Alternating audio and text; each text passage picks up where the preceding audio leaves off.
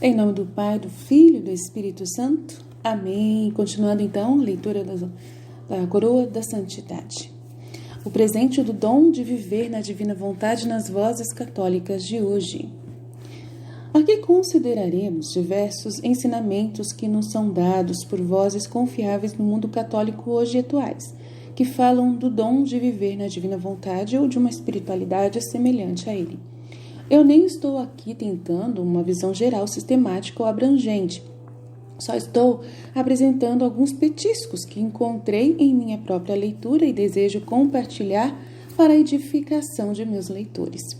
Qualquer pessoa que se exponha à boa leitura espiritual católica da época encontrará regularmente insights, luzes, sobre o dom, pois esse é o maior desejo do Espírito Santo e ele regularmente inspira sugestões nos corações dos fiéis, mesmo que nada tenham ouvido falar.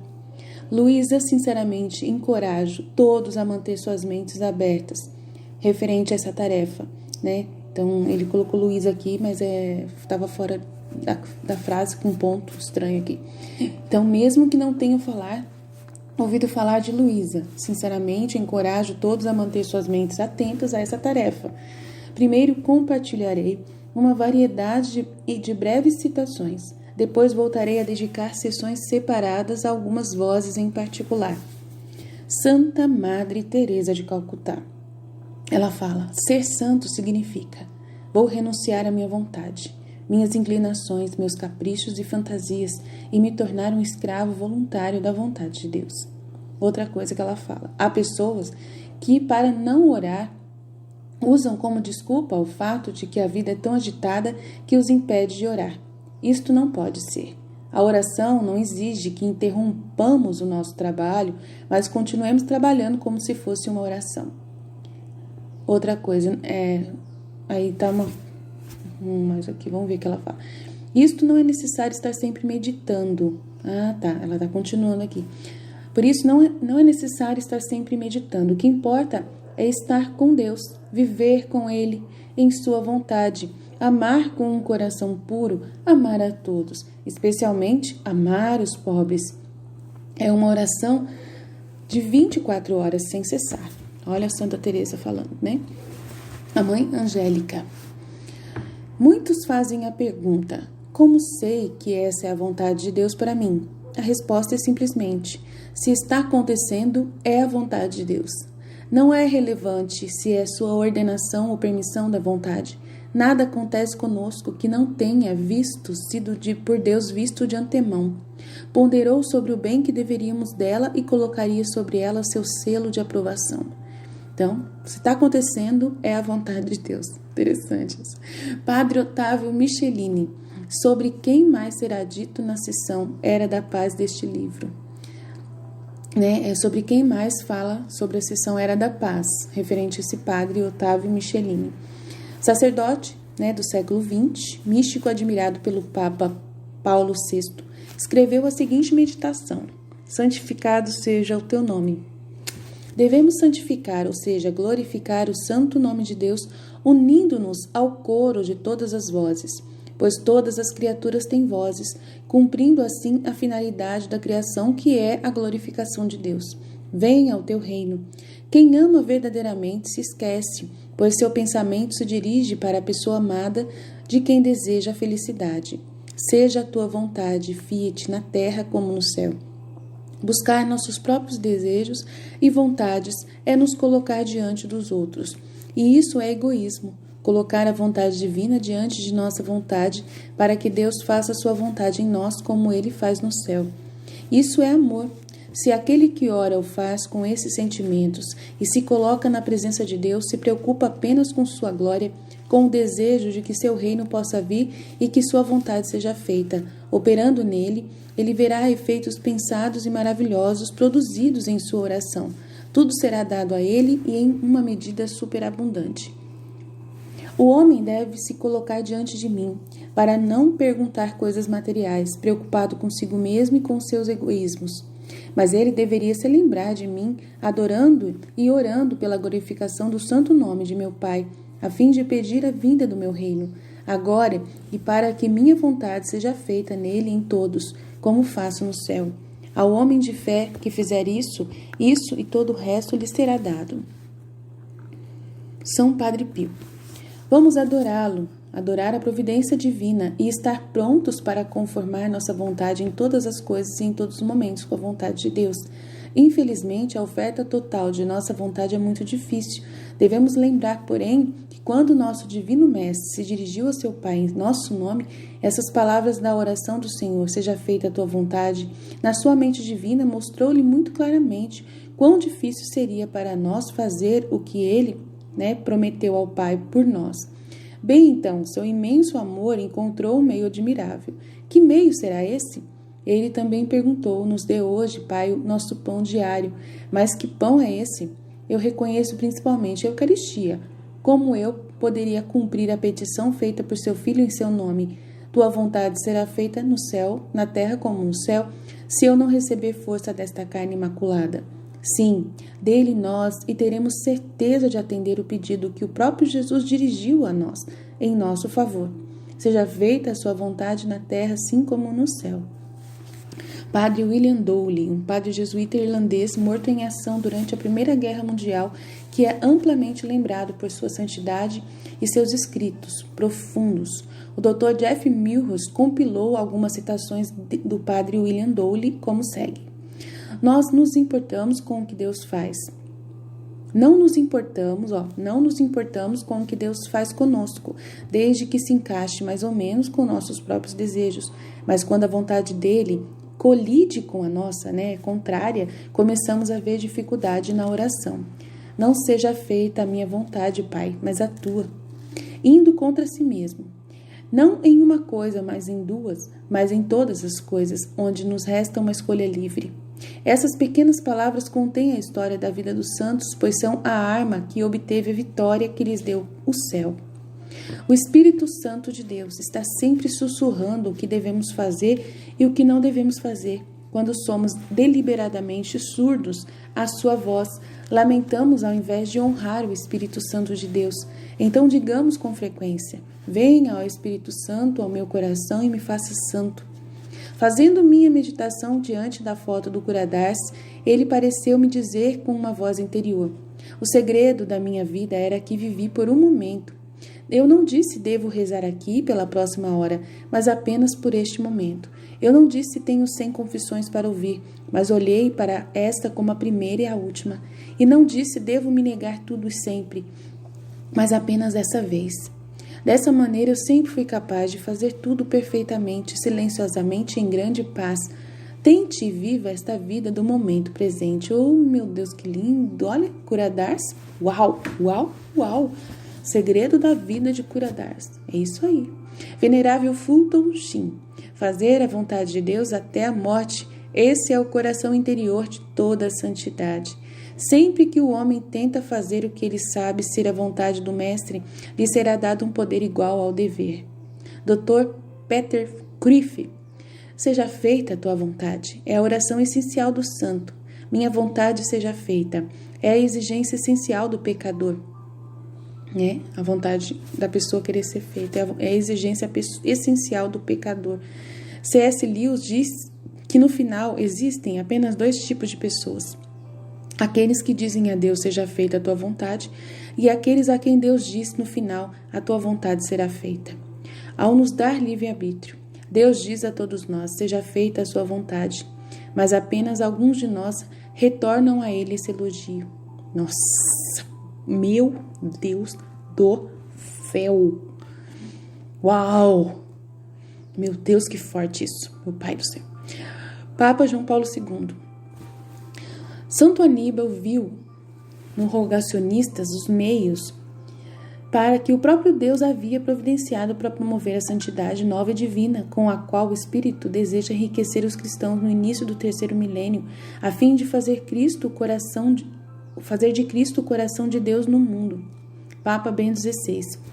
A história de amor entre Deus e o homem consiste no fato de que essa comunhão de vontade aumenta em uma comunhão de pensamentos e sentimentos, e assim nossa vontade e a vontade de Deus coincidem cada vez mais. A vontade de Deus não é mais para mim uma vontade estranha, algo imposto em mim de fora pelos mandamentos, mas agora é a minha própria vontade, baseada na percepção de que Deus é de fato mais profundamente presente para mim do que para mim mesmo, do que eu mesmo, né? Então, me abandono em Deus e aumenta Deus em mim e torna-me essa alegria. Então, acho que é isso que ele falou aqui. A história do amor entre Deus e o homem, Papa Bento XVI, consiste no fato de que essa comunhão de vontade aumenta em uma comunhão de pensamentos e sentimentos. Assim, nossa vontade e a vontade de Deus coincidem cada vez mais. A vontade de Deus não é mais, para mim, uma vontade estranha, algo imposto em mim de fora pelos mandamentos, mas agora é a minha própria vontade. Uau, Papa Bento XVI. Uau, o senhor está vivo ainda, por que não fala mais? Baseada na percepção de que Deus é de fato mais profundamente presente para mim do que eu mesmo. Então me abandono e Deus aumenta cada vez mais e me torna a minha alegria. Uau! Todos os dias, na oração do Pai Nosso, pedimos ao Senhor: seja feita a tua vontade, assim na terra como no céu. Reconhecemos que o céu é onde a vontade de Deus é feita e que a terra se torna céu, ou seja, o lugar da presença do amor, da bondade, da verdade, da beleza divina, somente se na terra a vontade de Deus for feita. Ou Papa Francisco. Quem ouve atentamente a palavra de Deus e ora verdadeiramente sempre pergunta ao Senhor: qual é a sua vontade para mim? De sua exortação apostólica Gaudete et Exsultate, um cristão não pode pensar em sua missão na terra sem vê-la como um caminho de santidade, pois esta é a vontade de Deus, a sua santificação. Cada santo é uma missão planejada pelo Pai para refletir e incorporar, em um momento específico da história, um certo aspecto do Evangelho, reproduzir em nossa própria vida vários aspectos da vida terrena de Jesus. Sua identificação com Cristo e sua vontade envolve um compromisso de construir com Ele esse reino de amor, justiça e paz universal. Muitas vezes dizemos que Deus habita em nós, mas é melhor dizer que nós que habitamos nele, que Ele nos capacita a habitar em sua luz e amor. Gente, olha, agora eu não tenho mais a mínima dúvida do que é a vontade de Deus, que é o Papa Francisco, nosso Papa. Por quê? O que o outro falou aqui em cima? O que a pessoa falou aqui em cima? Aqui? Vamos ver. Muitos fazem a pergunta: como sei se essa é a vontade de Deus para mim? Olha que a mãe Angélica que falou. A resposta é simples. Se está acontecendo, é a vontade de Deus. Se o Papa Francisco está no trono, é a vontade de Deus. Ponto final, acabou. Se você tem dúvida ainda que é vontade divina plena de que o Papa Francisco estivesse sentado no trono de Pedro, na cátedra de Pedro, agora você não precisa ter dúvida mais, tá bom? Vamos acabar com essas dúvidas. Vamos lá. O Pai Nosso, a oração em família na igreja, o Papa Francisco continuou falando aqui, tá? O Pai Nosso, em oração em família da igreja, tem um arco com um arco-íris que brota da terra, toca as nuvens e depois varre a terra. Elevamos nossos corações a Deus em suas petições crescentes. Santificado seja o teu nome, venha o teu reino, até chegarmos ao ápice do arco. Seja feita a tua vontade, assim na terra como no céu. Seja feita a tua vontade, assim na terra como no céu. Devemos traduzir esta oração em palavras vivas em nossas ações. Se fizermos isso, o Espírito Santo virá até nós, e o poder do Altíssimo nos obscurecerá e fará com que seja reproduzida em nós a semelhança do próprio Filho de Deus. Então, o Papa Francisco deve ter lido o livro da Luísa, porque é possível. Muitas vezes nos referimos de maneira leve e impensada ao Fiat de Maria, pelo qual a palavra se fez carne e habitou entre nós. Não esqueçamos que nós, seus filhos, devemos também dizer amém à oração da nossa mãe. Nós devemos ecoar o Fiat dela. Cristo também nos ensinou a dizer Fiat a Deus. Fiat voluntas tua. O Papa Francisco falou Fiat voluntas tua. Uau! Padre Jorge Kozik. Padre Jorge Kozik é um pai da Basileia. Era um eremita, ex-bioquímico e promotor zeloso da Divina Misericórdia, cujo legado é muito amado pelo mundo católico hoje. Uma das suas maiores obras é um livreto simples intitulado Seja Santo, o legado de João Paulo o Grande, legendado Uma Eucaristia Viva. Publicado em 2005, este livreto contém muitos endossos de toque, incluindo vários do cardeal Almeida, Bevilacqua e Jorge. É digno de nota o encorajamento do cardeal George, que é o então arcebispo de Chicago, que diz: Se o Vaticano II ainda não deu todo o seu fruto na Igreja, é porque não adotamos suficientemente o coração de seus ensinamentos essenciais, o chamado à santidade para todos os membros da Igreja. O livro do Padre Kozik nos traz as boas novas de que, para aqueles que têm boa vontade e desejo de santidade, a união íntima com Cristo está disponível e é possível. Tá vendo? O Vaticano II ele é propriamente fruto da divina vontade, porque o dom da divina vontade já estava reinando. Então, claramente, foi fruto pleno da divina vontade. Então, quem questiona o Vaticano II é porque a pessoa está fazendo sua própria vontade humana e quer se manter na tradição humana, né, que não é mais a vontade de Deus, que foi evoluída. A vontade de Deus evolui, a vontade de Deus, né, se expande para o desejo de Deus essencial, de que ele fez lá em Adão, para que todos fossem puros, santos, e quer fazer isso acontecer agora. Então, quem se fecha ao Vaticano II, cuidado, você está vivendo a sua vontade humana muito claramente. Finalmente, contém um prefácio escrito por Padre Benedito Groschel, do qual lemos: Padre Kozik identificou os principais temas dos escritos de Santa Faustina como confiança, ação de graças, sendo uma Eucaristia viva. De fato, graças aos esforços do Padre Kozik e outros, esse tema principal nos escritos dessa santa freira não será perdido, por mais importantes que as palavras de Jesus sobre misericórdia para com os grandes pecadores estejam nas revelações de Santa Faustina.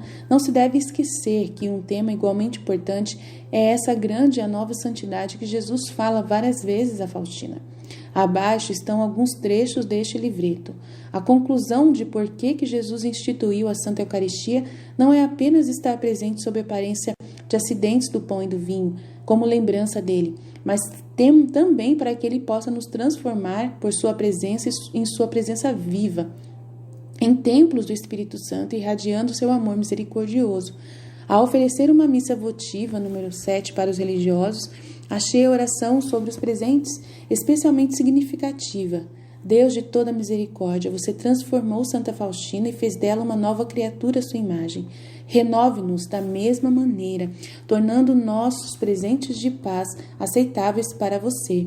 Pedimos isso em nome de Jesus. O Senhor está esperando o nosso sim, dado livremente à sua vontade, para que Ele possa nos transformar em uma Eucaristia viva. Note que o pão e o vinho nunca dizem não. Nossa! Uau! Padre Kozik não tinha medo de ser completamente explícito sobre a natureza dessa santidade, que ele realmente implica viver na divina vontade. O que é essa santidade nova e eterna que João Paulo II nos chama? O Papa João Paulo II escreveu recentemente sobre uma santidade nova divina com a qual o Espírito Santo deseja enriquecer os cristãos no início do terceiro milênio. Fazer de Cristo o coração do mundo. A santidade nova e eterna é um amadurecimento da santidade de Jesus revelada nos Evangelhos. É viver a plenitude da oração do Senhor. Venha o seu reino, que o Senhor reine em nossos corações agora, pela ação do Espírito Santo, para a glória de Deus Pai. Que sua vontade seja feita agora na terra como no céu. Como posso viver a plenitude do Pai Nosso? Faremos isso tornando-nos santos pelo Espírito Santo e fazendo e vivendo na vontade de Deus na terra como no céu. A vontade do Pai é o seu reino, onde Jesus reina pelo Espírito Santo. Este é o plano mestre de Deus para a sua grande família de santos, onde cada santo é uma pedra preciosa única, irrepetível e preciosa em seu grande mosaico.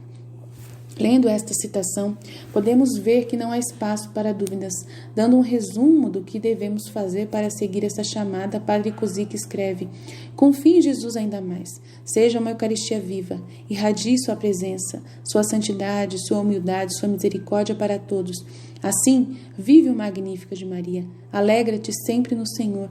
Orar sem cessar, em todas as coisas agradeça, pois esta é a vontade de Deus em Cristo Jesus em relação a todos. Viva a oração do Senhor, como na terra e no céu. Assim na terra como no céu, seja feita a tua vontade. Faça frequentemente espiritualmente comunhões. Agradeça tudo sempre, em todo lugar. Tudo é presente. O dia de ação de graças é a chave que nos abre a comunhão da Santíssima Trindade. Ação de graças é a chave para a humildade. Humildade é a chave para a transparência. Transparência é a chave para a presença do Santo Senhor. Presença do Santo Jesus Cristo em nossos corações é um ser vivo. É ser um vivo, né? uma viva Eucaristia, uma Eucaristia viva, uma presença santa, humilde e misericordiosa de Jesus. Assim, a santidade está se tornando essa Eucaristia viva. Invoque o Espírito Santo incessantemente, deseja e peça mais. Para agradar ao Senhor, esteja presente com Ele, com seu coração, no coração de Maria, confiando, regozijando-se e dando graças. Ame o Senhor com o amor dele mesmo, com todo o seu coração, toda a sua mente e toda a sua força.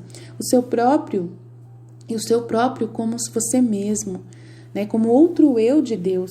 Não desperdice seus sofrimentos. Com amor confie-os ao misericordiosíssimo coração de Jesus. Seja misericordioso com a misericórdia do Pai Celestial em ações, palavras e orações.